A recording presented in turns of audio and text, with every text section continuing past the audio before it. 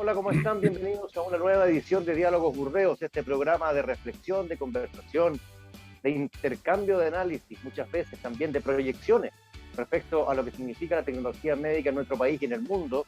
Este Diálogos Burdeos que nació ya hace algún tiempo, proveniente del movimiento Burdeos, que también nació como una inquietud, no solamente científica, no solamente profesional, sino que también social, para darle una mirada global a las cosas que involucran al sector de la salud en cuanto al aporte a la sociedad y como aporte y como soporte hacia la sociedad de nuestro país, que está viviendo transformaciones importantes, que está viviendo momentos eh, relevantes, que son también de opinión.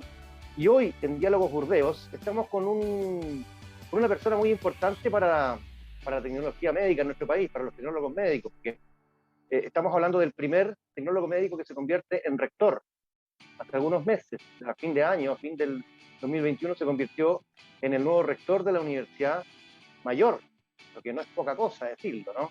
A nivel nacional, a nivel profesional, como un gran logro y como un reconocimiento. Cuando se nombra un rector es un reconocimiento y es un voto de confianza hacia alguien que puede liderar un barco tan grande como es una universidad y tan importante como en la formación de jóvenes a nivel técnico, profesional, pero también a nivel humano. Estamos con Patricio Manqui, con el tecnólogo médico y doctor Patricio Manqui. ¿Cómo está, rector? ¿Cómo le va? Muchas Bienvenido gracias, a buenas Diálogo. tardes. Buenas tardes a todos, muchas gracias por la invitación y feliz de poder participar de esta conversación. Sí, pues, Patricio Manqui es tecnólogo médico de la Universidad de Antofagasta.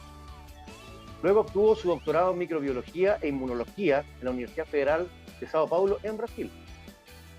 En la misma universidad obtuvo un postdoctorado y un segundo postdoctorado. No, perdón, obtuvo un postdoctorado en la misma universidad, en Sao Paulo, y luego un segundo postdoctorado en genómica en Virginia Commonwealth University, en Estados Unidos, ¿verdad? Exacto. Fundó en la Universidad Mayor el primer centro de genómica del país. Ahí comenzó a aplicar abordaje de biología de sistemas para estudiar enfermedades neurodegenerativas.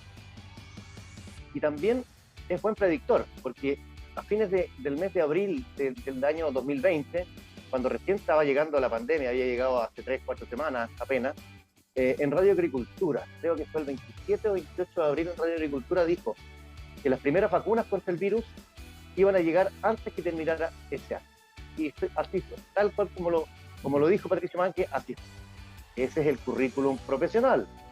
Pero Patricio Manque, tecnólogo médico, tiene otras virtudes. Y lo voy a decir virtudes para darme un gusto. Nació en Choquicamata, vivió en Así es. Antofagasta, donde estudió. Luego vivió en La Serena y después se fue al extranjero, donde ya explotó y reventó su gran carrera profesional. Fue rugbyista, amante del rugby, fue jugador de rugby. Es corredor de 10K. No pocos hacen eso.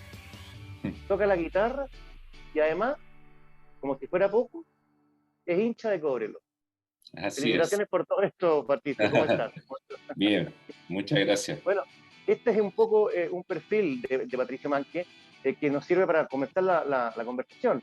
Pero yo quisiera preguntarle, rector, ¿qué otros elementos de su carrera profesional, de su trayectoria, habría que destacar en pos de lo que estábamos conversando al principio, de la importancia que tiene para los jóvenes, modelos o referentes de la tecnología? Yo creo que lo más relevante, primero que nada agradecer por la presentación tan cálida y cariñosa, digamos. Yo creo que lo más importante es entender que la tecnología médica es una carrera fundamentalmente científica, ¿no es cierto? Y eso no debe perderse nunca desde ninguna perspectiva. Y esto no solamente tiene que ver con la formación profesional en los años iniciales, sino que debería, y yo creo que ahí hay uno de los grandes desafíos que nosotros tenemos, debería este espíritu de formación científica profundo que tiene la carrera debería proyectarse en el tiempo, ¿no es cierto? Hoy en día es muy común, y ya no es, y no era común en mi época, digamos, de que muchos tecnólogos médicos optaran por seguir el área de la investigación, ¿no es cierto? Había muy pocos tecnólogos médicos que hacían investigación en los años 90, que fue cuando yo me formé. De hecho, yo tuve la oportunidad de tomar este camino en la investigación científica justamente porque en la Universidad de Antofagasta habían llegado un par de académicos que habían terminado su grado de doctor, se habían formado en el extranjero, el doctor Jorge González, que era tecnólogo médico, y el doctor Jorge Araya también.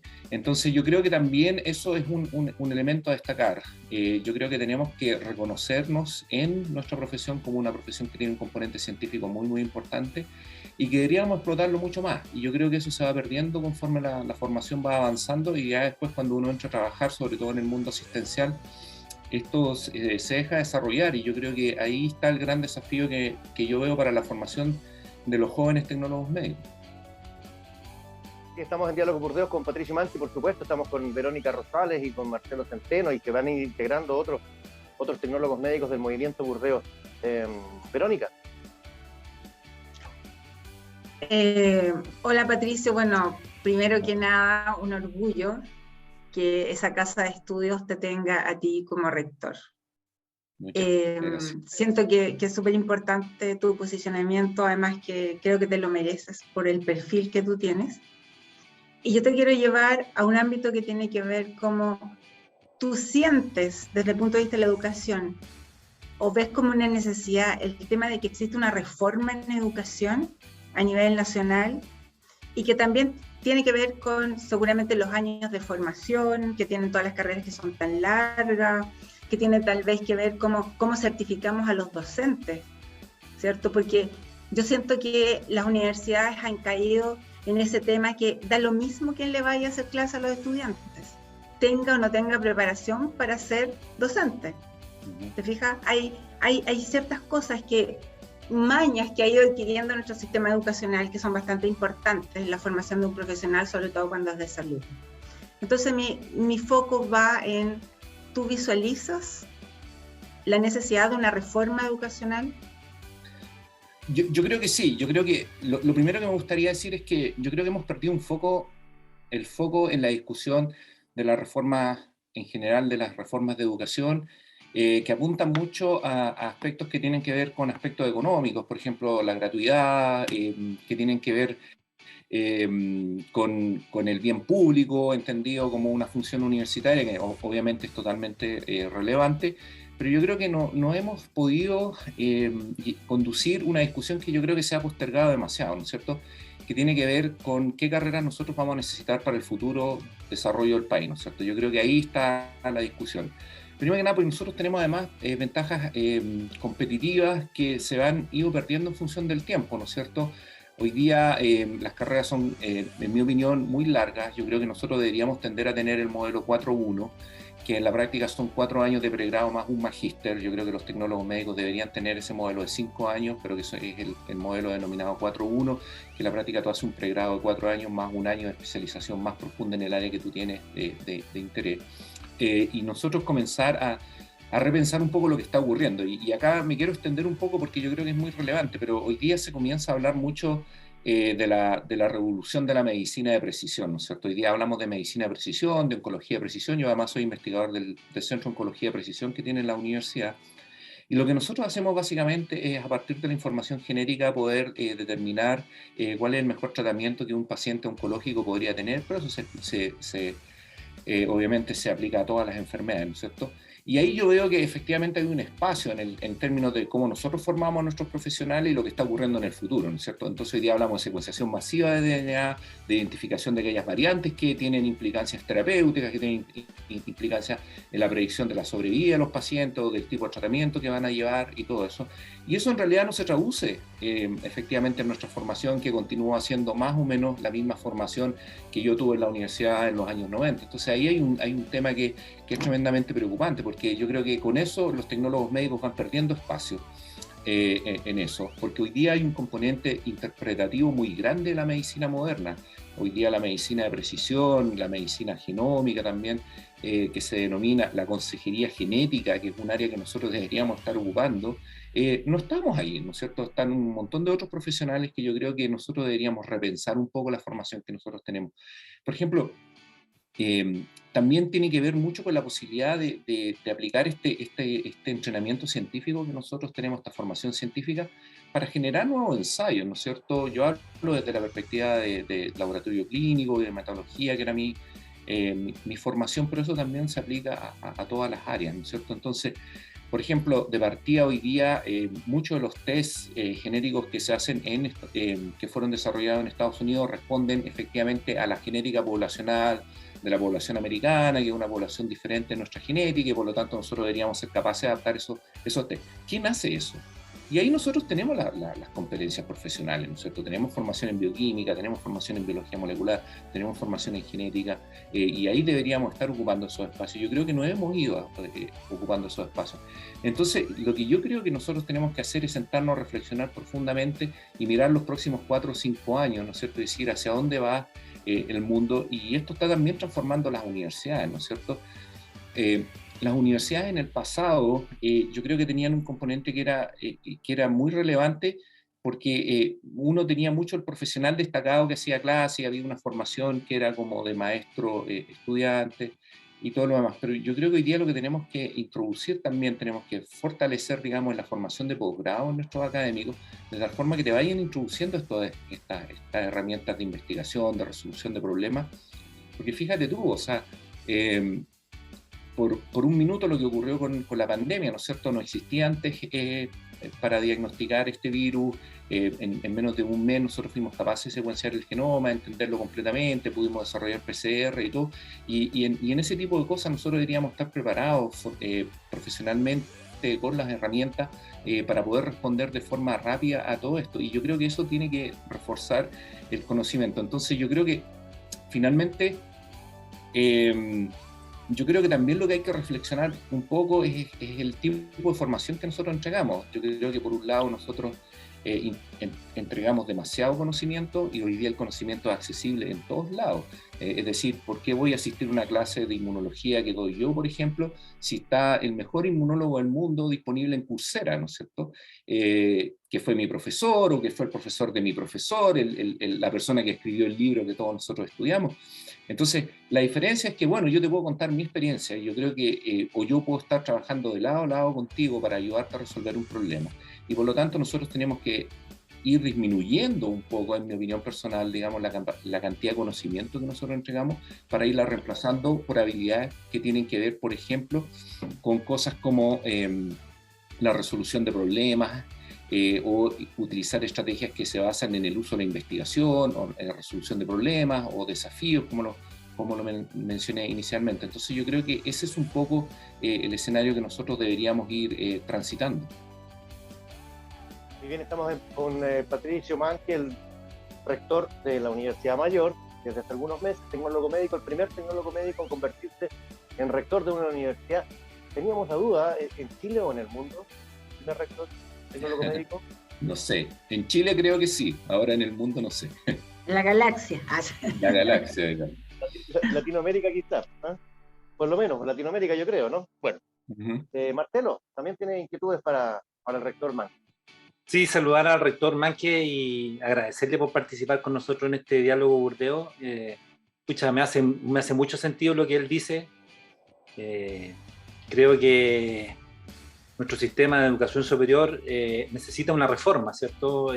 Concuerdo plenamente con que estamos hoy día en un punto de quiebre, un punto de inflexión respecto de la formación universitaria, no solo en Chile, en el mundo. Porque el conocimiento, como tú decías, está disponible en muchas fuentes abiertas, y lo que nosotros necesitamos es formar profesionales que tengan la capacidad de gestionar sus aprendizajes posteriores al concluir la carrera. Entonces, eso que tú dices de 4 años más un magíster, bueno, me gusta mucho el modelo que se implantó en Europa.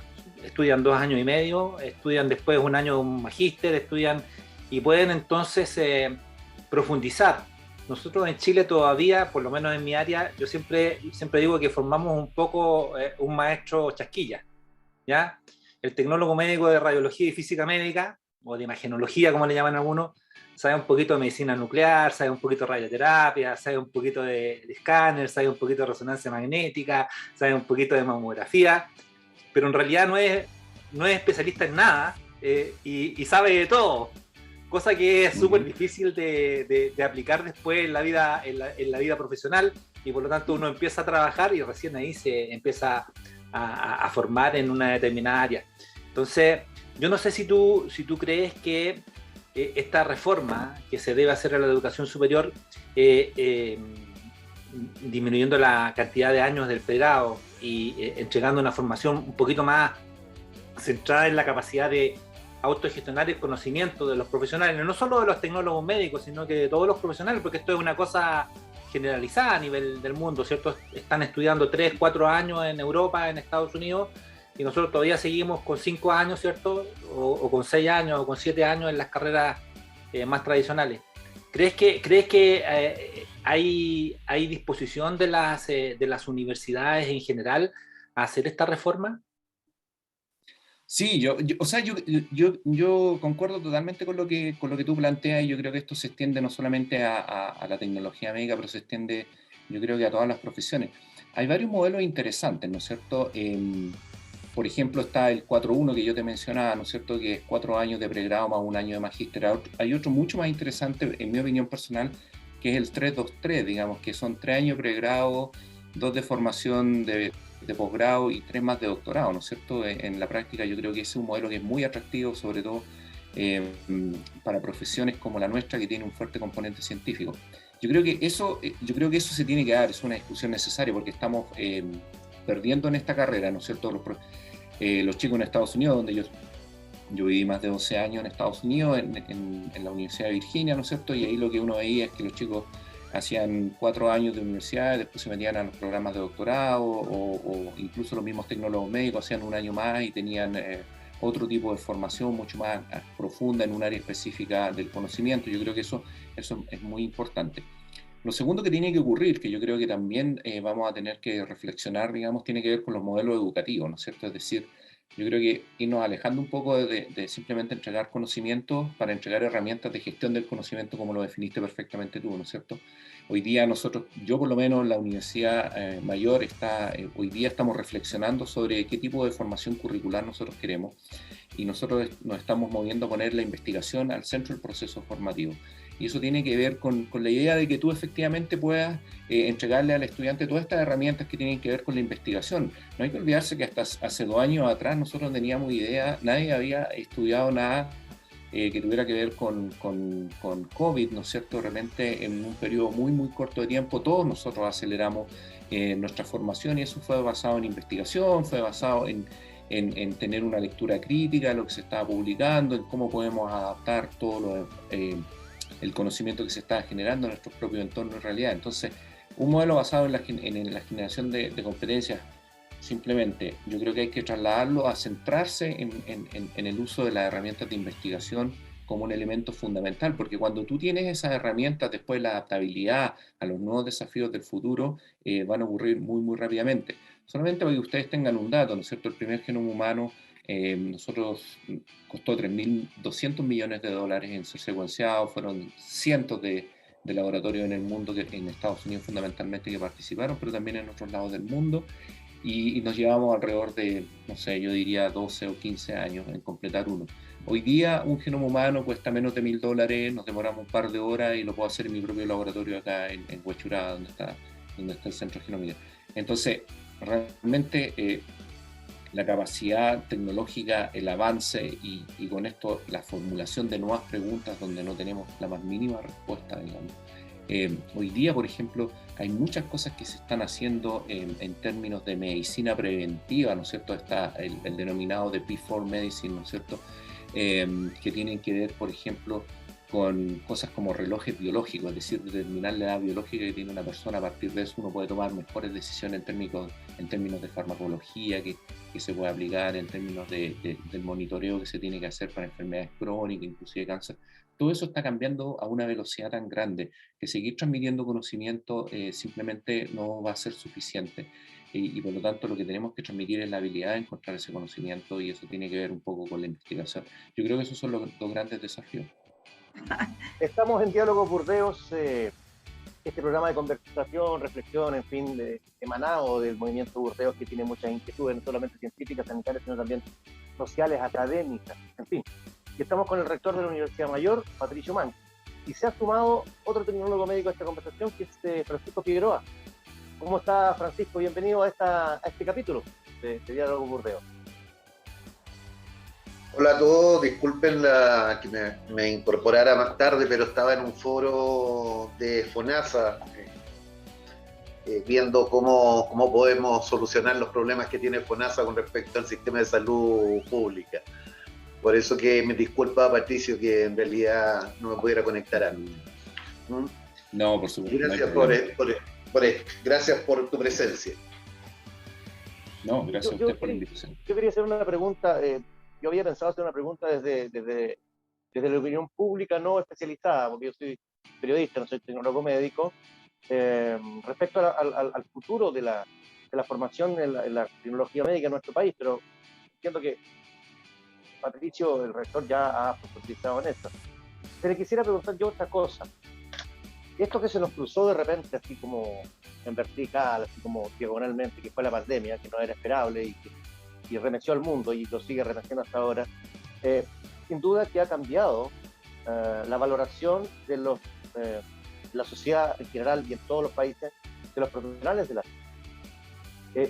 ¿Usted, rector, siente que esta valoración se da en Chile, se siente en Chile al tecnólogo médico más importante que antes, como debiera ser, o no existe esa valoración, no se da?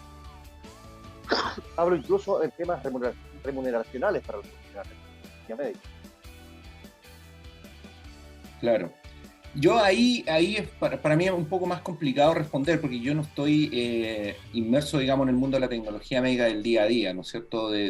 Pero sí lo que te puedo decir es que nunca la ciencia tuvo tanta importancia en la sociedad como el momento que vivimos ahora, ¿no es cierto?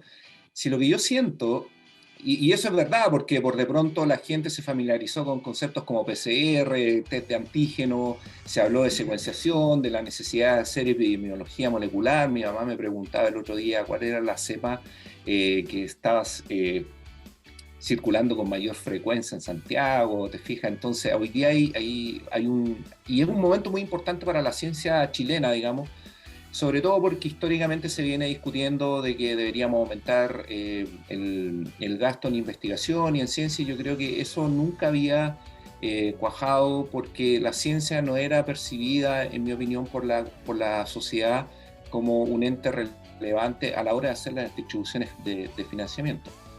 Lo que sí me parece que, y esto es como es la percepción que yo tengo, más bien dicho como un ciudadano, es que en realidad los tecnólogos médicos se han ido marginando, quizás nunca estuvieron en la palestra, y por lo tanto uno habla de enfermeras, habla de kinesiólogos y habla del laboratorio, del lugar físico donde uno está, digamos, no habla del profesional tecnólogo médico. En muchos matinales que a mí me invitaron alguna vez a conversar, pues yo trabajé mucho tiempo en desarrollo de vacunas en los Estados Unidos, y conozco ese tema, es mi área de investigación, fue mi área de investigación por mucho tiempo. Normalmente uno no veía tecnólogos médicos siendo entrevistados en la televisión. Yo creo que ese es el gran desafío que nosotros tenemos. Yo creo que tenemos que, primero, posicionarnos como una carrera con formación científica. Eso yo creo que es algo que nosotros hemos ido perdiendo en el tiempo, o quizás nunca lo ganamos, no sé, yo creo que habría que hacer una reflexión sobre eso, pero efectivamente nosotros somos los profesionales que tenemos esa formación. Después hoy día la gente habla de biología molecular con mucha más frecuencia, y nosotros también somos los profesionales que tenemos esa habilidad, ¿no es cierto? Y por lo tanto ahí hay un componente, y nosotros deberíamos tener un reconocimiento mayor de nuestra función, y yo creo que eso le pertenece un poco al gremio, ¿no es cierto?, a la comunidad de tecnólogos médicos, de posicionarse de mejor forma. Yo lo mencionaba anteriormente, nosotros hacemos exámenes de genética, por ejemplo, para determinar enfermedades metabólicas en niños cuando son recién nacidos, por ejemplo. Se hace una serie de test para saber si tienen deficiencia en algunas enzimas, ¿no es cierto? Y en el caso de que eso ocurra, normalmente, ¿quién hace la consejería genética? Nosotros no, digamos, eso está claro.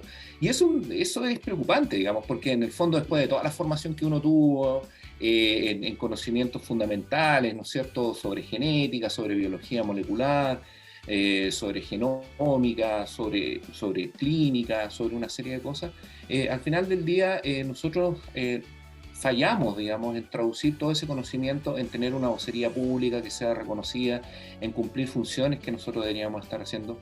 Lo mismo, por ejemplo, la consejería genética asociada a otros trastornos genéticos, ¿no es cierto? Obviamente hay un nivel que la hacen los médicos, que es la primera línea, ¿no es cierto? Que en el fondo es el médico, que en este caso el genetista, el pediatra, que recoge, o el oncólogo en algunos casos, dependiendo del tipo de examen que se está haciendo, donde uno dice, bueno, efectivamente usted tiene estas mutaciones y esto significa tal cosa o no significa tal cosa, y por lo tanto usted debe estar tranquilo, qué sé yo. Pero después hay una serie de consejerías genéticas que tienen que ver con la familia, que tienen que ver con el entorno, que tiene que ver con una consejería genética permanente porque el conocimiento va avanzando. Y ahí hay un espacio que yo creo que los tecnólogos médicos deberían ocupar, ¿no es cierto? Y nosotros no terminamos ocupándolo, no terminamos asistiendo a foros, no terminamos teniendo una voz científica. Hoy día, como nunca, yo creo que hay muchos tecnólogos médicos haciendo ciencia de primer nivel, a nivel nacional, que son líderes de proyectos científicos muy, muy relevantes, pero que no están relevados en la comunidad, ¿no es cierto? Nosotros no teníamos eso, teníamos los congresos científicos, los congresos de tecnología médica, en algún momento eran muy, muy importantes. Yo me acuerdo de haber presentado mi primer trabajo científico en Talca en los años 90, donde estuvo el profesor Allende dando la charla inaugural, y me acuerdo que él se acercó después a conversar conmigo y a estimularme que yo continuara en el camino de la investigación científica y todo. Y yo creo que eso a la larga se fue perdiendo. Entonces nosotros necesitamos relevar esta función. Necesitamos ocupar estos espacios que tenemos las capacidades profesionales para ocuparlos, ¿no es cierto? Y no solamente desde el punto de vista del laboratorio clínico, que es lo que yo sé, pero de todas y cada una de las menciones que nosotros tenemos. Claro, hay una máxima que dice que lamentablemente lo que no se comunica no existe.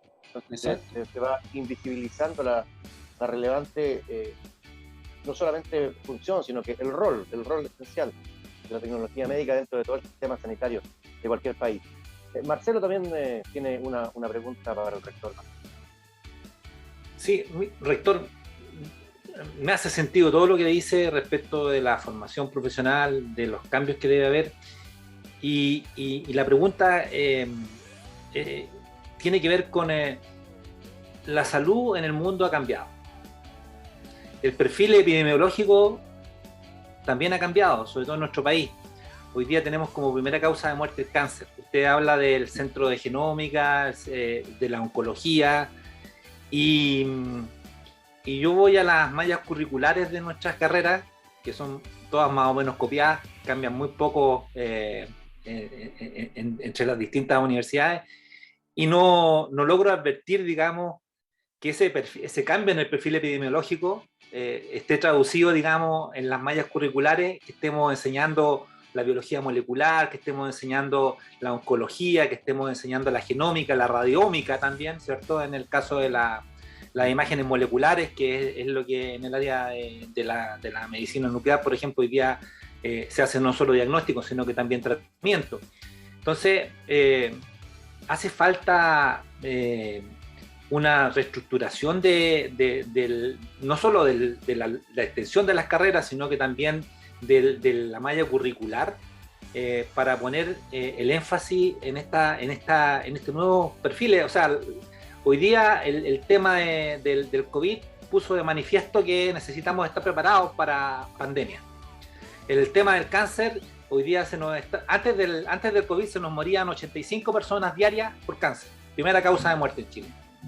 Hoy día seguramente se están muriendo más, porque no tenemos diagnóstico, porque no tenemos oportunamente tratamiento. Entonces, ¿cómo como carrera hacemos un cambio que pueda servir a la sociedad? Porque en el fondo los profesionales y las universidades tienen que tener un compromiso con las necesidades sanitarias de la población en donde están ubicadas. Y nosotros estamos en Chile y ese cambio ya se produjo y yo no veo la respuesta. ¿Son muy lentas las universidades para hacer este giro, digamos? Yo concuerdo completamente con el análisis. Yo creo que nosotros tenemos que repensar completamente tecnología médica. Si a mí si la verdad es que mi desafío en realidad fuera fuera a ser el director de la Escuela de Tecnología Médica, cualquier universidad, ¿no es cierto?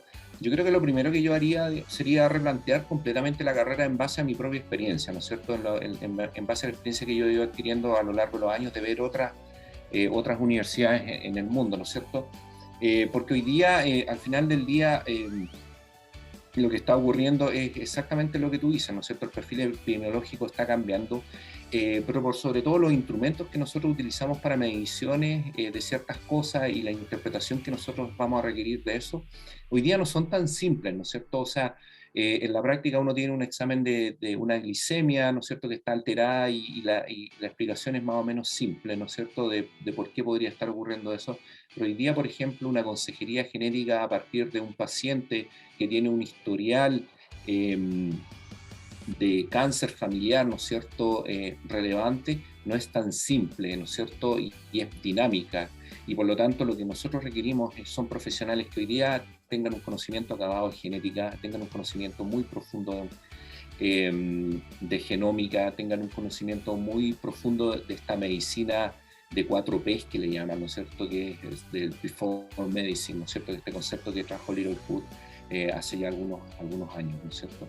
Y por lo tanto nosotros deberíamos estar pensando qué significa tal cosa desde la perspectiva epidemiológica global, qué significa esto desde la perspectiva del propio paciente, y en eso donde nosotros, por ejemplo, nosotros tenemos instancias donde tenemos tumor board, ¿no es cierto?, donde uno presenta el caso de un paciente que tiene un cáncer, este paciente se le secuencia su genoma, el tumor o el DNA de la persona, y ahí hay un grupo multidisciplinario de personas que están comentando, hay genetistas, hay oncólogos, hay expertos en medicina de precisión y todo lo demás. Y yo creo que es un espacio que nosotros vamos a tener que comenzar a ocupar porque tenemos el conocimiento y ese conocimiento hay que profundizarlo, ¿no es cierto?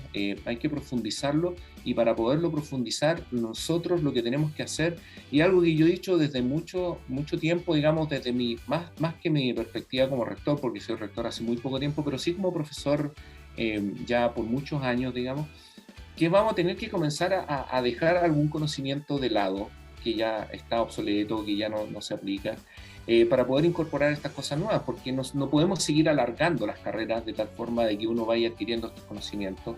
Hoy día yo hago una mirada crítica de los años que yo estudié en la universidad, digamos, y de cuánto de lo que yo aprendí me sirvió para lo que yo hoy día hago. Yo te diría que 1/3 en el mejor de los casos.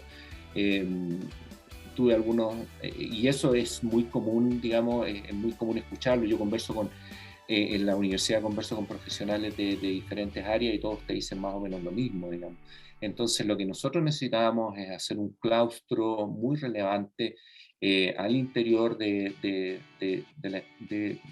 la comunidad de tecnólogos médicos y preguntarnos, la medicina que se viene es una medicina que ya sabemos hacia dónde va, las bases ya están sentadas, digamos. Y por lo tanto la pregunta es cómo nos preparamos para nosotros cumplir esa área. Hoy día, por ejemplo, nosotros estamos hablando de detectar marcas epigenéticas, ¿no es cierto? Entonces, ¿cuánto cuánto saben nuestros estudiantes de marcas epigenéticas como un determinante de enfermedad? Saben muy poco. Y eso tiene que ver con que, por ejemplo, seguimos insistiendo, digamos, en enseñar algunos conceptos que ya están, no sé si obsoletos, digamos, pero son conceptos que tú puedes adquirir de otras formas, digamos, y que están presentes ahí. Y por lo tanto nosotros deberíamos ser capaces de hacer de generar el espacio para estos conocimientos que están apareciendo ahora. Recordarle que estamos en Diálogos Burdeos con Patricio Manqui, que es el rector de la Universidad Mayor, tecnólogo médico, que logra ser el primer especialista de esta disciplina y convertirse en la cabeza de una universidad. Verónica. En relación a lo que estaba hablando Patricio, yo creo que también hay un componente súper importante en la educación con que llegan los estudiantes a la universidad, porque nosotros no deberíamos por qué estar haciendo matemáticas, te fijas, haciendo nivelación de ciencias básicas en la universidad. Ellos deberían llegar con una educación formada de tal manera que tú empieces ya en la especialidad y así te ahorras muchos ramos. Y además deberíamos también en la educación media y básica ya saber inglés, que son los desafíos que debería tener un sistema de educación moderno, te fijas, para poder hacer lo que tú señalas. Por lo tanto, es como una estructura global del sistema de educación, siento yo. Yo quería... Claro. Dale. No, solamente comentar brevemente, yo siempre lo digo en las charlas que me toca dar por acá y por allá, digamos, donde digo, la ciencia es en inglés, digamos, y la verdad es que sí, y tenemos suerte, porque hace 150 años atrás era en alemán, digamos, entonces, por lo tanto, yo creo que desde esa perspectiva, digamos, es mucho más simple. Entonces, nosotros ciertamente tenemos que comenzar también a mirar la formación básica que nosotros tenemos con una mirada que sea mucho más crítica, ¿no es cierto? Yo creo que esa idea, por ejemplo, de que tenemos que enseñar matemáticas para ayudar al razonamiento, eso ya está un poco descartado en la literatura y otras herramientas que tú puedes utilizar para alcanzar los mismos objetivos y todo. Entonces yo creo que necesitamos una reflexión muy profunda en todos los niveles.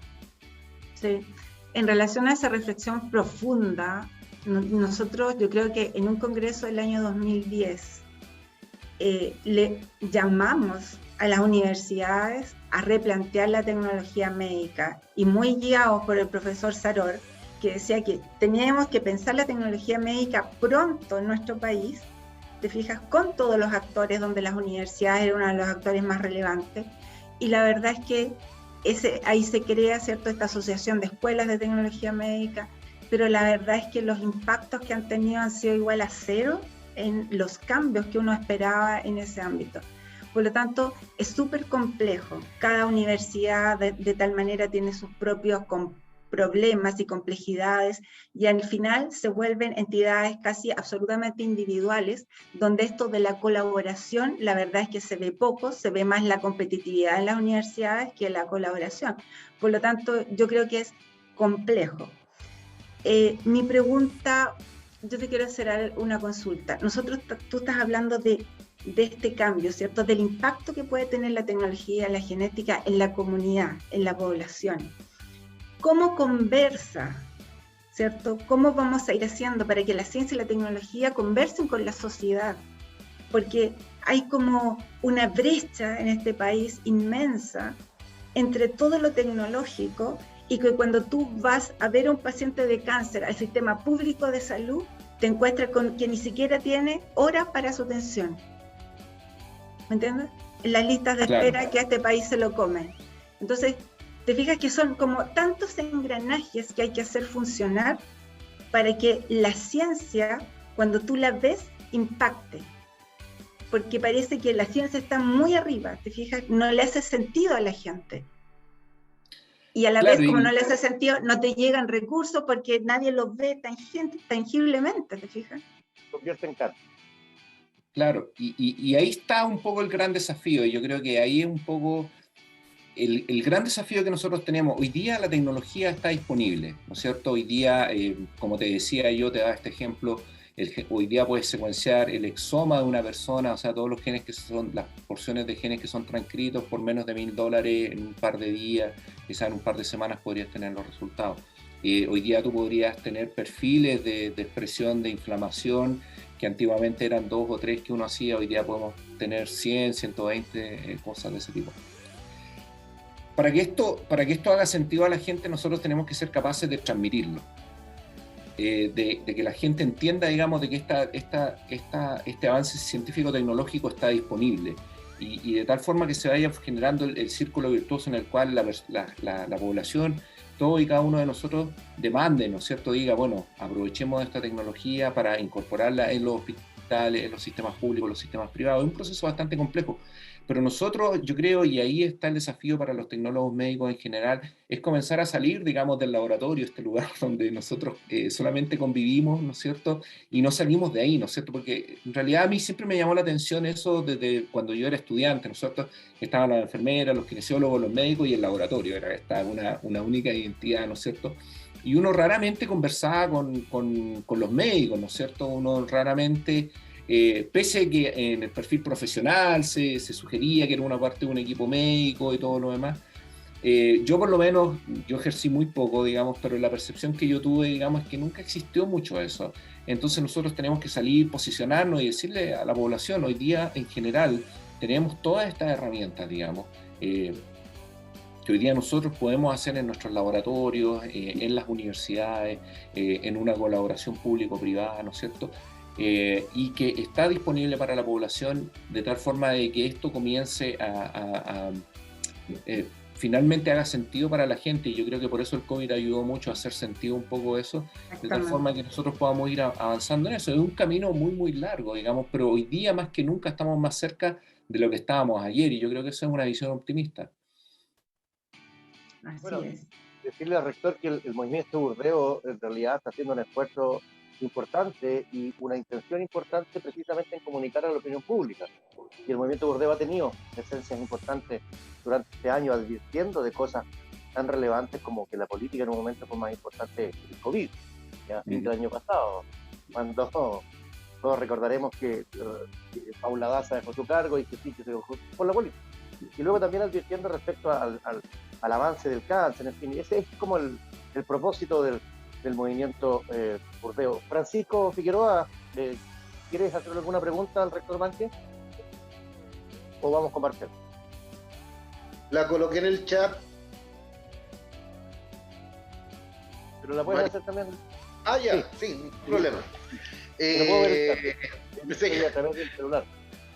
Mira, más que una pregunta, yo creo que en cierta medida la respondió recién en la última parte de sus palabras, y era el tema que nos preguntamos y nos hemos entrabado bastante: cómo generar una masa crítica desde la academia, ¿ya? Cómo empoderar al tecnólogo médico desde la raíz a no ser, como tú dijiste, una profesión de claustro, ¿ya? Por decirlo de alguna forma. Porque realmente el tecnólogo médico, y bien dicho, y no quiero ser peyorativo con lo que estoy diciendo, pero antiguamente decían los ratones de laboratorio, o sea, siempre metido en ese cuadrado y no salíamos a ningún lado. Nosotros, cuando estuvimos a cargo del colegio, hicimos bastante esfuerzo por acercarnos a los alumnos y hacer clases, qué sé yo, y motivarlos. Pero yo creo que esto tiene que ser una constante, y la constante tiene que venir desde políticas de la academia para generar un empoderamiento del rol del tecnólogo médico, tanto en la salud pública como en otras instancias. Porque tú bien lo dijiste, o sea, ahora nos visualizamos en parte con el tema de la pandemia, pero el tecnólogo médico no figura muchas veces en ninguna conversación dentro de lo que es el ámbito de salud pública, ¿ya? Nos cuesta llegar a la publicidad, y yo creo que ahí es donde estamos al debe, que realmente se reconozca el rol del tecnólogo médico, pero para eso tenemos que nosotros generar dentro de nuestros propios colegas o futuros colegas que ya salgan con esta impronta. O sea, totalmente de acuerdo, y yo creo que eso también se aplica un poco para la carrera de científico, ¿no es cierto? ¿No es cierto? En el fondo también uno, como un científico, la percepción que hasta antes del COVID, yo creo que la percepción que tenía la gente era de esta persona que era erudita en algún tema, digamos, pero que ese tema no necesariamente tenía una traducción en la mejora del día a día de la persona, ¿no es cierto? Uno estaba en su laboratorio, hacía descubiertas, eran cosas que eran medias difíciles de entender, pero que en realidad de alguna forma generaban el progreso que después eventualmente se podría traducir en el área nuestra en mejores diagnósticos, en mejores tratamientos, pero no había una conexión directa entre lo uno y lo otro, ¿no es cierto? Entonces yo creo que ahí hay una mirada. Por otro lado, yo tengo una visión un poco optimista, más bien dicho optimista de la situación. Yo creo que nunca, y tal vez ustedes que tienen más conocimiento, digamos, en la historia de la tecnología médica tuvimos tantos profesores, académicos y científicos destacados que tienen como formación de base ser tecnólogos médicos, ¿no es cierto? Está desde Luis Saror, ¿no es cierto?, que alguna vez compartí con él mientras estábamos en Brasil, ¿no es cierto? Bueno, después está, pero hay un montón de gente que yo te podría nombrar que hoy día están haciendo cosas muy, muy interesantes, ¿no es cierto? Y que en el fondo lo que están haciendo es abriendo la posibilidad de también decirle a nuestros estudiantes que un área importante, digamos, de desarrollo profesional puede ser el camino científico, ¿no es cierto? Que tiene sus desafíos y todo lo demás, pero que también es un camino más, ¿no es cierto? Entonces, pero que además la posibilidad de utilizar el método científico y la generación de conocimiento y transmitir ese conocimiento a la comunidad tienen que ser parte de la formación del profesional, ¿no es cierto?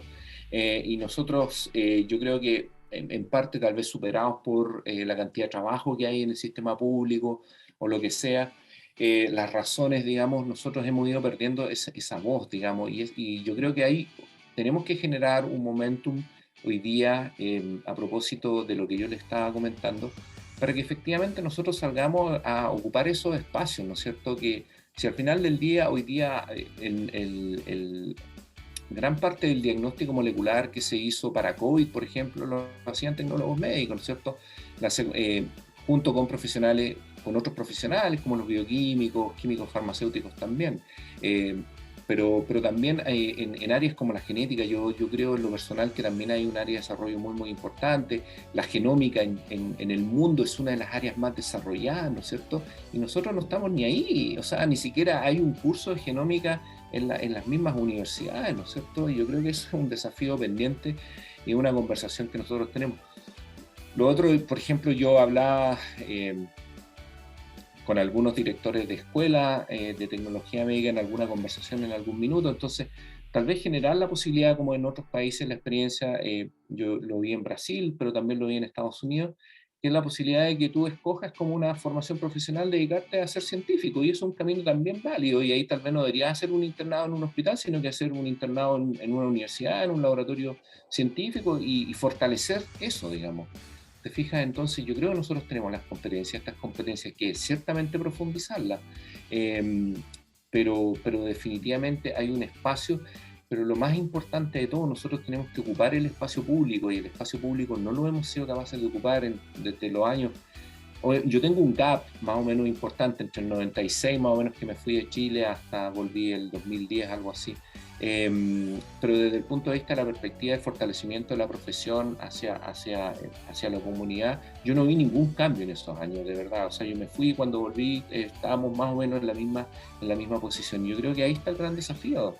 Y para eso tenemos que ocupar este momentum que se ha generado a propósito de la pandemia, este momentum de que hay muchos tecnólogos médicos que hoy día son destacados científicos y académicos en diferentes áreas, que están generando conocimiento en diferentes niveles, que son actores relevantes de la ciencia nacional, y esos profesionales deberían ayudarnos también a construir este nuevo profesional del futuro, que yo creo que tiene que tener mucho menos conocimiento, que tiene que tener mucha más habilidades investigativas, porque al final del día la generación de conocimiento en medicina es increíblemente rápida, a diferencia de cualquier otra área, ¿no es cierto?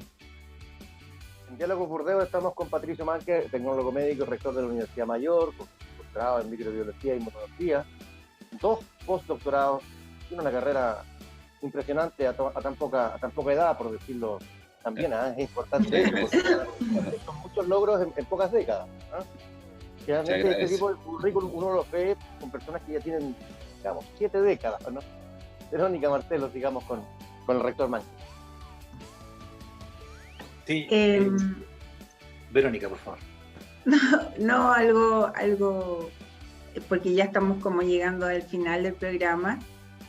Una pregunta en relación a cómo ves tú a la universidad posicionada en el ámbito, a la Universidad Mayor, en el ámbito de la investigación, porque hoy día salió un ranking de universidades que habían hecho las mayores publicaciones en el año, donde estaban como las típicas universidades, pero había un desplazamiento de la Santa María que fue desplazada por la Universidad Andrés Bello. ¿Cómo proyectas como rector, cierto, el posicionamiento de la Universidad Mayor en el ámbito de la investigación? Mira, es una excelente pregunta, porque yo llegué a la Universidad Mayor el año 2010, la Universidad Mayor era una universidad fundamentalmente docente, ¿no es cierto? Y el objetivo que tenía la universidad en ese minuto era comenzar a transicionar hacia la complejidad, ¿no es cierto? Entonces yo propuse a la universidad crear un centro de genómica. Yo venía de un centro de genómica en los Estados Unidos, donde hacíamos genómica genómica humana enfocada en enfermedades, y entre el año 2010 y el año 2015 la universidad pasó de tener básicamente 2 académicos dedicados a investigación a tener alrededor de 20, y pasamos a tener muy poca productividad científica a tener un poco mejor productividad científica, y en ese minuto la universidad decide dar un salto cuantitativo en términos de esta transición, acelerar esta transición. Y se crea la Vicerrectoría de Investigación y me nombraron a mí Vicerrector de Investigación, ¿no es cierto? Previamente yo había sido decano de la Facultad de Ciencias. Y desde el año 2015 al año 2020 nosotros pasamos de tener algo así como 50 papers por año a tener alrededor de 450, 500 papers por año. Y muchos papers de muy alto impacto que hoy día nos sitúan en los primeros lugares de productividad en términos de impacto. Eso ha tenido dos consecuencias, yo creo que muy relevantes, ¿no es cierto? Una es, primero, traer una disciplina que no existía en Chile, que era la genómica. El mundo de las ciencias biológicas giraba en torno a la genómica, ¿no es cierto? El proyecto Genoma Humano fue inaugurado por los presidentes de los Estados Unidos, el Congreso americano puso a disposición de los científicos alrededor de 3.200 millones de dólares. Este proyecto lo lideró Francis Collins, que fue el descubridor de la mutación del gen de la fibrosis quística. Es decir, había una promesa de que una vez que el genoma humano estuviera completado, en 10 años íbamos a ser capaces de curar todas las enfermedades, incluido el cáncer. Hay un famoso editorial en el New York Times donde se dice eso. Efectivamente eso no ocurrió, pero sí ganamos mucho conocimiento en muchas cosas, ¿no es cierto? Entre ellas la complejidad de las enfermedades complejas, genéticas complejas me refiero, y una serie de otras cosas. Pero mira, yo siempre pongo este ejemplo porque yo creo que una cosa interesante que nosotros hicimos en el Centro de Genómica, porque había muchos pacientes en Chile que tenían diagnóstico clínico de fibrosis quística. Tenían toda la sintomatología de fibrosis clínica, el cuadro era fibrosis clínica, usaban los medicamentos de fibrosis clínica, pero no tenían el diagnóstico final de fibrosis quística, porque eso tenía que ver un poco con los exámenes genéticos. Si no se hacían a través de genómica, no se podía saber si efectivamente tenían la mutación tradicional o una mutación nueva. Y nosotros en un proyecto que hicimos en el Centro de Genómica, en conjunto con la doctora Repeto, secuenciamos todos los pacientes que estaban en Chile en ese minuto, y en menos de una semana pudimos definir qué mutaciones tenían, ¿no es cierto? Y eso tenía mucha relevancia, porque primero se terminaba un poco la odisea diagnóstica, digamos, es decir, la búsqueda del diagnóstico, pero por otro lado, algunas de estas mutaciones, tiempo después se descubrieron medicamentos que podían accionar esas mutaciones y tener alguna relevancia, digamos, en la enfermedad, ¿no es cierto? Y así también lo hemos hecho en el área de oncología más recientemente y en algunas otras cosas. Entonces yo creo que por un lado, ¿no es cierto?, la Universidad Mayor hoy día yo creo que se está posicionando como una universidad que está haciendo ciencia de muy alta calidad, es muy productiva y estamos muy felices con los resultados y estamos contribuyendo de forma importante a la generación de conocimiento, pero también el conocimiento que la universidad está generando hoy día está al servicio de la comunidad. Yo creo que eso fue muy, muy importante, ¿no es cierto? Nosotros somos parte de la red de secuenciación del virus, del SARS-CoV-2, digamos, fuimos parte también de la red universitaria de diagnóstico, seguimos generando conocimiento asociado a las enfermedades, digamos.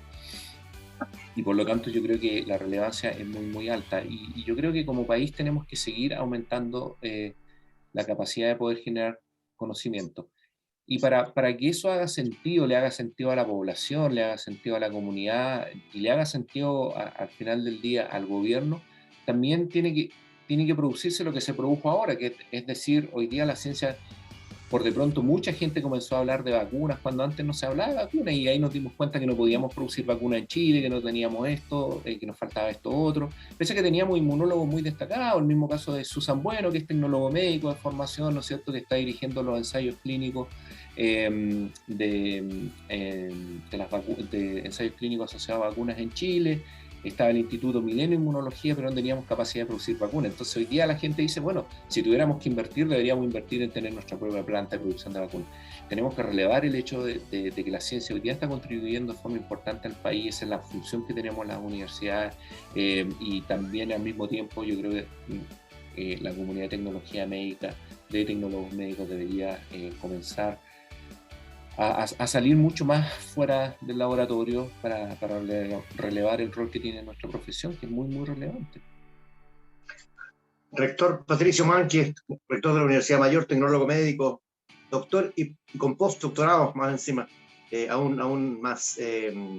Marcelo, Francisco, más consultas. Sí, rector, yo sé que cuando lo nombran autoridad máxima de una universidad, me imagino que debe tener una lista de peticiones súper importantes de cada una de las facultades y de cada una de las escuelas que hay en la universidad. Y debe tener ahí todos los días gente golpeándole la puerta para tratar de decirle que ponga en el primer lugar de la lista, digamos, su necesidad. Como rector de la Universidad Mayor, una universidad importante en nuestro país, ¿cuál es el objetivo estratégico que se ha planteado la universidad y que le ha traspasado a usted como rector, que deben tratar de conseguir en su mandato? ¿Cuál es no la cosa específica, digamos, sino que cuál es el objetivo que se planteó la Junta Directiva y la universidad para este desafío que usted asumió? La hoja de ruta, digamos. Sí, mira, la hoja de ruta, mira, yo te digo, yo creo que viene un poco de la mano con lo que yo les comentaba, ¿no es cierto? Cuando la Universidad Mayor a mí me trae a Chile, me dice, desarrollemos investigación en la universidad, el objetivo fue efectivamente hacer eso, ¿no es cierto? Entonces nosotros pasamos de ser una universidad eminentemente docente a hoy día ser una universidad compleja que genera conocimiento y lo transmite a sus estudiantes. Yo creo que nosotros tenemos dos grandes desafíos. El primero de ellos es hacer una actualización curricular profunda. O sea, eso es lo que yo estoy impulsando. Yo creo que tengo 2 puntos en mi agenda, digamos, es la actualización curricular profunda en todas las carreras. Y yo creo que ciertamente va a incluir muy en detalle tecnología médica porque la conozco más en detalle. Me podría opinar con mucho más propiedad que cualquier otra, digamos. Y yo creo que va a pasar un poco por efectivamente mirar los contenidos que nosotros estamos transmitiendo y repensarlo a la luz de lo que está ocurriendo hoy día en la medicina a nivel mundial, ¿no es cierto? Entonces, el primer objetivo es una reforma curricular profunda. Y segundo gran objetivo que nosotros tenemos es cambiar el modelo educativo. Yo creo que el modelo educativo en el sentido de que la forma como... Y me refiero a modelo educativo en el sentido de cómo la forma que nosotros enseñamos, ¿no es cierto? Yo creo que nosotros hemos tenido un modelo educativo que ha sido bastante exitoso por más de 20 años y yo creo que ha llegado el momento de transformarlo. Transformarlo en el sentido de profundizarlo, ¿no es cierto? Y esto tiene que ver con poner la investigación al centro de la formación de los profesionales. Eso es algo que si tú lees todos los documentos que yo he tenido la oportunidad de escribir o los discursos que hemos dado a lo largo de este periodo siendo rector, lo que queremos hacer es poner la investigación al centro de la formación, porque el conocimiento, como yo les comentaba, el conocimiento está disponible hoy día en muchas formas, ¿no es cierto? De repente tú dices... por de pronto tú quieres aprender un poco más de genómica y Harvard tiene un curso de genómica de 8 semanas que es increíble, con los líderes mundiales de la genómica, dando el curso que lo puedes hacer online a la hora que tú quieras, en el momento que tú quieras, puedes tomarte una pausa para aprender y que debe costar, no sé, algo así como $800 o algo así, que considerando que son los mejores, los próceres de la genómica mundial. Por lo tanto, nosotros lo que tenemos que hacer en la práctica es lo que yo te decía, ¿no es cierto? Nosotros tenemos académicos en la universidad que han hecho genómica, que conocen esto y que pueden aprovechar los estudiantes de tener esta experiencia, ¿no es cierto? La experiencia de poder utilizar las herramientas que te da la investigación para tener la capacidad de poder adaptarse permanentemente a los desafíos del futuro. La medicina está cambiando, pero en general la generación de conocimiento está cambiando de forma dramática, ¿no es cierto? Hoy día el Big Data en el área nuestra es increíblemente relevante y nosotros nos formamos a nuestros profesionales, tecnólogos médicos en el área del Big Data. Big Data hoy día es retail, Big Data hoy día es... Mira, hay una cosa que dice Rob Sinclair, que es un profesor de la UCSF en Estados Unidos, que lo dijo en el Congreso del Futuro. Yo lo invité al Congreso del Futuro, porque yo lo conocía, vino para acá, fuimos a almorzar y todo lo demás. Y él decía, habla mucho y mucho de la astronomía, ¿no es cierto?, como la ciencia que tiene, la ciencia más importante en términos de datos, pero la que tiene más datos en el mundo es la microbiología. Si realmente te interesa el tema de los datos, la microbiología es lejos, digamos, más grande que la astronomía en términos de datos. ¿Y cómo estamos formando a nuestros profesionales? En el diagnóstico, todavía, que hoy día ese diagnóstico altamente automatizado, hoy día yo tengo una bacteria, la secuencio y fácilmente puedo saber o utilizar baterías bioquímicas de alta complejidad, etc. Entonces nosotros necesitamos primero repensar las mallas, segundo la forma que nosotros enseñamos, y ahí vamos a poner la investigación al centro del modelo educativo, y tercero, nosotros queremos que nuestros estudiantes se formen resolviendo problemas, y eso es lo más importante de todo. Yo creo que uno podría y debería decirle a un estudiante de tecnología médica de tercer año, con toda la formación que él tiene, mira, acá está la secuencia del virus COVID, dime, desarrolla un kit de PCR y nos vemos en un mes más.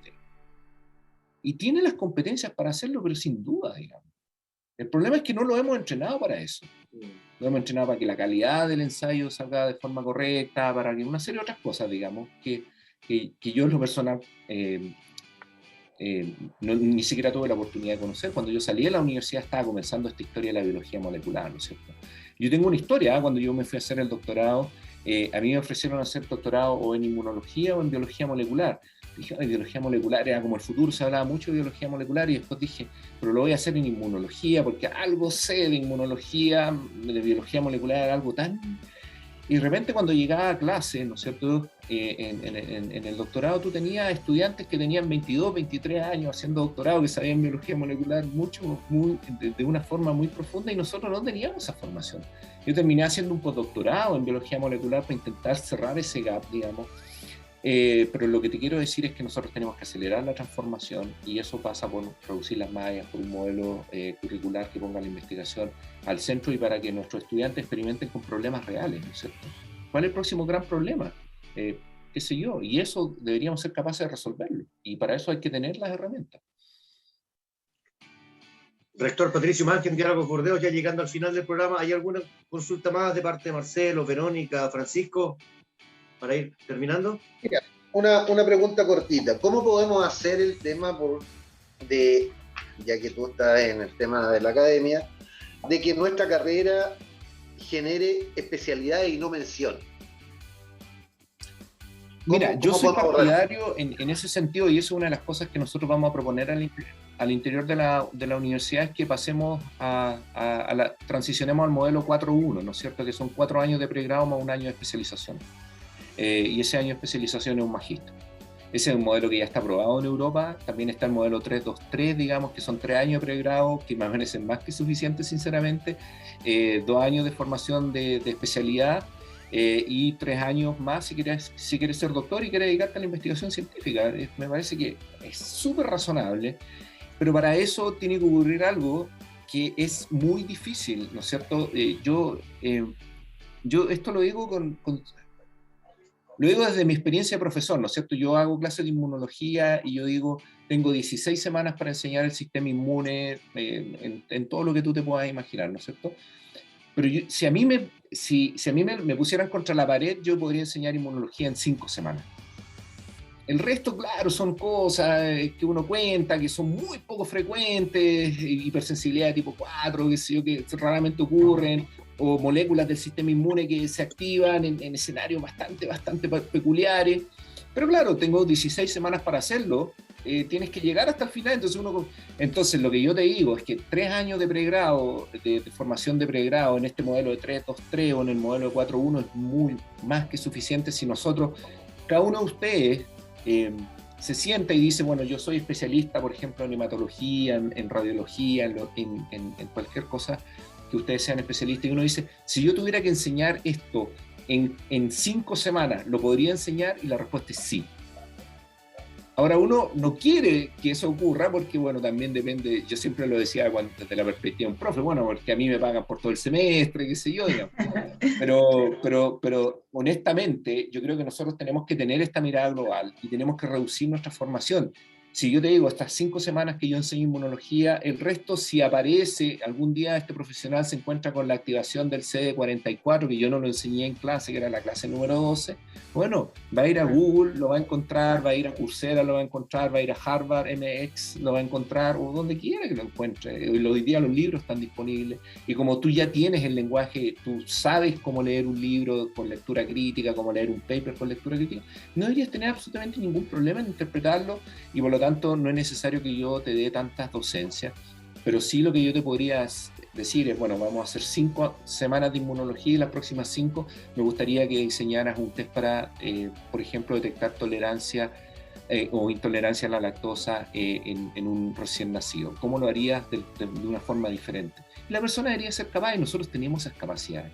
Y tenemos que profundizarla, y con eso estaríamos relevando el rol que tiene nuestra profesión y estaríamos haciéndola una profesión destacada en el concierto de la ciencia nacional. Hoy día los científicos chilenos son bioquímicos, son químicos farmacéuticos, pero también son tecnólogos médicos, más que nunca son tecnólogos médicos. Nosotros no estamos en la segunda línea de la formación científica. Entonces, si no fortalecemos nuestra propia identidad. Y hoy día esta identidad ni siquiera es una cuestión voluntarista. Si hoy día tú miras, por ejemplo, los 10 investigadores más importantes en tal área, por ejemplo, tú te encuentras con tecnólogos médicos cada vez con más frecuencia. Cada vez con más frecuencia. Diálogo Burdeo, si no hay más preguntas, ¿hay más preguntas o no? Si no hay más preguntas, yo quisiera hacer 5 preguntas cortitas de pimponeo. Bueno. Son 2 prácticas y son 3 románticas. Bueno. La primera pregunta práctica es: universidad, rector de la universidad, ¿este año presencial o virtual? Presencial. Perfecto. Pronóstico COVID, como lo hizo usted, doctor, hace, ¿cuánto? 3 años ya. Uh-huh.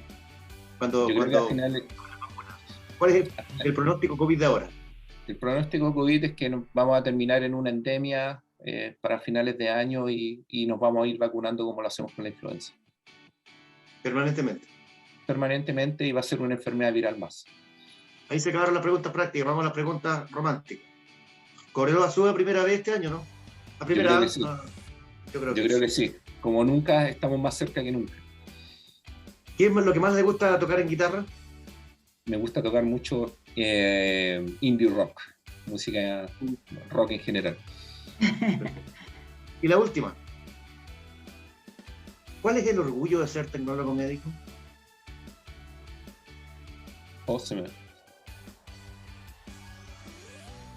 No escuché la última pregunta, estoy con una conexión inestable. No, la última pregunta es: ¿cuál es el orgullo de ser tecnólogo médico? Yo creo que el orgullo es ser un profesional que está dedicado 100% o que está completamente inspirado en la ciencia, en el método científico, y eso fue lo que a mí me llevó a ser tecnólogo médico, y lo recuerdo con mucho cariño, porque en su minuto, cuando yo pensaba en qué poder estudiar, ¿no es cierto?, yo siempre veía la posibilidad de que lo que yo pudiera hacer pudiera contribuir a la salud de la población, ¿no es cierto? Y eso, desde la perspectiva, no había mejor cosa que el diagnóstico, ¿no es cierto? Y si yo pudiera contribuir desde esa perspectiva, y esa contribución, además basado en la ciencia, que era lo que más me gustaba a mí cuando yo estaba en el colegio, era la combinación perfecta, y hasta el día de hoy agradezco mucho la formación que tuve, porque esa formación científica que yo tuve me permitió tener éxito después en desarrollar una carrera como científico. Muy bien, Patricio Márquez, tecnólogo médico, doctor, rector de la Universidad Mayor, un gran logro. Muchísimas gracias por estar en Movimiento Burdeo, y seguramente vamos a seguir recurriendo a usted para sucesivas ediciones de este programa, porque el tema de la salud, como lo ha dicho y como toda la población lo sabe, ha cobrado una relevancia impresionante, justificada, legítima, después de la aparición y el transcurso de la pandemia. Muchísimas gracias por estar. No, por el contrario, muchas gracias a ustedes por la invitación. La verdad es que me encantó mucho esta conversación. Yo creo que este movimiento es un movimiento muy importante, y a mí me gustaría dejarlo invitado a la universidad para que pudiéramos hacer un claustro donde pudiéramos reflexionar sobre cuál debería ser el futuro de la tecnología médica. Hoy día nosotros sabemos ya cuál es el escenario que enfrentamos, y yo creo que podemos juntarnos cualquier día, un día sábado, en la universidad, todos los tecnólogos médicos de las diferentes especialidades, de los diferentes niveles, aquellos que trabajan en el mundo asistencial, aquellos que trabajan en el mundo de la ciencia, aquellos que trabajan en el mundo comercial, todos y cada uno, para que pensemos cómo podemos crear la profesión que va a responder a las necesidades del futuro. Yo creo que hay una esperanza muy grande, y yo creo que este evento que lo estoy convocando, digamos, si a ustedes les interesa, yo creo que puede ser un puntapié inicial muy importante, con una reflexión muy profunda para nuestra profesión. Perfecto. Palabras finales, Verónica, Marcelo, Francisco. No. Yo creo que el rector hay que invitarlo. Agradecer tu presencia, la verdad, y estamos contigo en el claustro. Eso va. Así que muchas gracias, Verónica, y por favor, organicemos. Yo soy muy de hacer cosas. Súper. Marcelo, Francisco. Mira, en realidad, un orgullo ya de tener un tecnólogo médico como tú. O sea, creo que con 10 como tú podríamos hacer muchos más cambios, pero por algo se parte. ¿Ya? Bueno, aquí tenemos 4, estamos para comenzar. Nos podemos clonar. Faltan 6 y estamos listos. No, en cierta medida, agradecerte tu presencia. Yo sé que igual estás en este minuto con bastante trabajo. Insisto, un orgullo. Ya, Gracias. Y cuenta con nosotros para todo lo que quiera, proponer. Estaremos ahí, ya. Creo que lo último que explicitaste es lo que debemos hacer, ya. Tienes muy buena idea, tienes mucha trayectoria afuera, has vivido cosas que en este país todavía estamos años luz. Y yo creo que esas transformaciones van a ser fundamentales para nuestros futuros colegas, ¿ya? Así que cuenta con nosotros, bueno, por lo menos de mi parte. Yo sé que Benito también, y Marcelo puso los dos para arriba, así que supongo que también va. Pero eso, muchas gracias, Patricio. No, por el contrario, tienen mi correo, tienen mi teléfono, y organicemos este evento. Yo creo que si llegamos 10, comenzamos. Eso es el punto. Muy agradecido, rector. Creo que me voy súper contento, porque creo que este diálogo Burdeo es un diálogo de futuro, ¿ya? Y eso es súper importante, con optimismo, como tú mencionaste, porque la tecnología médica ha logrado tener a uno de los suyos en el puesto más importante de una universidad chilena. Y bueno, y veo que además tienes compromiso como para hacer los cambios que yo creo que se requieren para mejorar no solo la tecnología médica, sino que el conjunto de las profesiones que hoy día se dictan en la universidad. Así que mucha suerte, muchas gracias por la participación y un abrazo fraterno. Muchas gracias a usted, un abrazo a cada uno, y ahora debo cumplir mis funciones de padre, así que... Por supuesto. Muchas gracias, rector. Muchas gracias. Sí, no, gracias a usted, y los dejo invitados a que nos juntemos y conversemos y avancemos, que cuenten conmigo, cuenten con la universidad para poder hacer eso. Tenemos que fortalecer nuestro país, digamos, y eso es parte de eso. Así que muchas gracias una vez más a cada uno de ustedes, y un abrazo, y gracias por la invitación. Gracias, rector. Gracias. Hasta luego. Así culminamos entonces una inspiradora edición de Diálogos Burdeos, que se volverá a repetir dentro de 2 semanas más. Muchas gracias a todos. Muchas gracias por la presencia y por la confianza. Que estén muy bien.